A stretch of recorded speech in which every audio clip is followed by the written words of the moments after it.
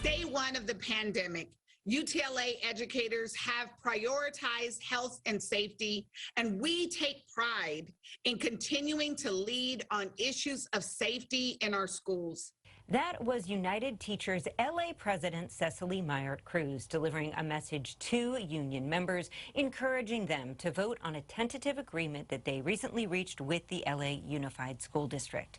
Welcome to Inside the Issues. I'm Alex Cohen. Tonight, we begin our program with a look at how teachers are faring during what Myart-Cruz refers to in that video as our prolonged pandemic, and how we might best address some of the thorniest issues in education these days. We do so with Cecily Myart-Cruz herself. Welcome to the program. Thank you, Alex.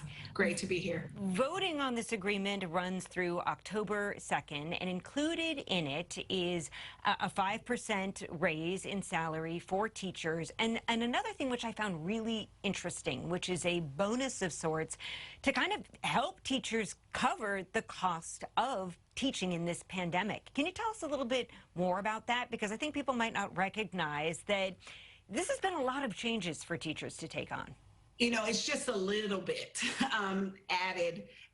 We know that the pandemic has brought so much that we never even imagined. But a lot of our educators purchased new chairs, seating, green screens, double computer screens, printers, monitors, things that they would have access to at their school site. But since they were teaching from their living rooms or their kitchens or bedrooms even, they needed to have the materials necessary to provide the excellent instruction that they did. And because for a long time, they had to teach at home in order to stay safe. Now, a lot of folks, including teachers, are back on campus, and most of the headlines that we've been seeing seem to indicate that LAUSD schools, you know, there are outbreaks, but they're doing pretty well overall, it would seem. I'm curious, how are your members feeling right now? Are they feeling safe teaching in LAUSD classrooms? We're living in and through a pandemic, unprecedented another school year, and no one could have predicted when the pandemic first hit in March of 2020 how many highs and lows and swerves in the road we would actually have to deal with. And here we are. The full-time return to in-person schooling is something that our educators have wanted from day one, but they also wanted it to be as safe as possible for our youngest learners. And that is what that was our commitment to families, students, our educators, and the entire educational community. And I think that we have done that successfully. We're coming up on a deadline for LAUSD employees to get vaccinated, and some reports show there's still a lot of people who have not yet gotten the shots. Where do you see this headed, and what do you do with those teachers who say, look, I'm not going to do this, I'm not going to get vaccinated? There are concerns this could lead to a real teacher shortage. Well, I think that, you know, it goes without saying that we already are experiencing throughout the nation an actual national teacher shortage for a myriad of reasons. The pandemic, the global pandemic being number one on that list. We support the decision that LA Unified require full COVID vaccine for staff and students. And we agree with this decision because it is right. From the beginning of this pandemic, we have said, let's work hand in hand to make sure that our members, our students, our educational community is actually safe. And we know that the science is there, where it's saying that the benefits of this vaccine will help keep our communities safe. And so educators around have said, let us get protected so that we can keep our youngest learners protected and that we can thrive and do in-person learning. Yeah, but as you know, there are some teachers who decide for whatever reason that they are reluctant or hesitant to get those doses. As I understand it, One of the potential options for those who say, I'm not going to get vaccinated, is to move over into this space, the City of Angels classroom, that is also a space for students whose families might not be comfortable with sending them back to campus.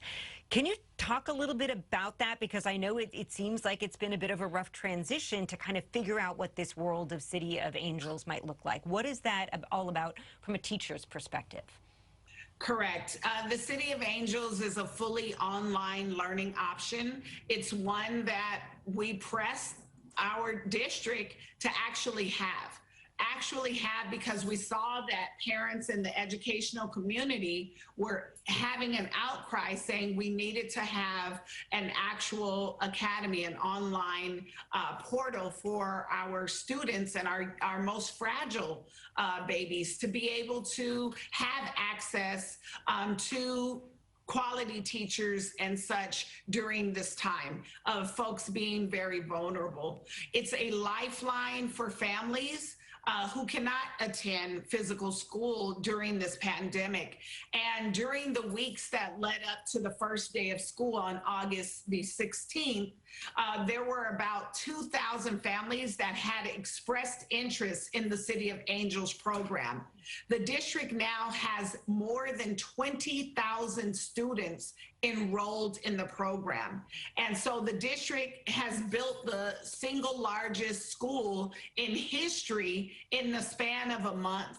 So will it be a little chaotic to begin with? Absolutely. We don't have enough teachers. We spoke, you just eloquently said, we have a teacher shortage nationwide. And so we're trying to get folks to go into that program. Folks are going through reasonable accommodations. If this tentative agreement is approved, people will be able to volunteer to go into the City of Angels program so that it can be uplifted as a vanguard, really, for our educational community. Yeah, this pandemic has been a whole lot for all of us. And as you well know, there's a lot of families who are basically terrified that in the midst of all of this, their kids have really fallen behind in their education.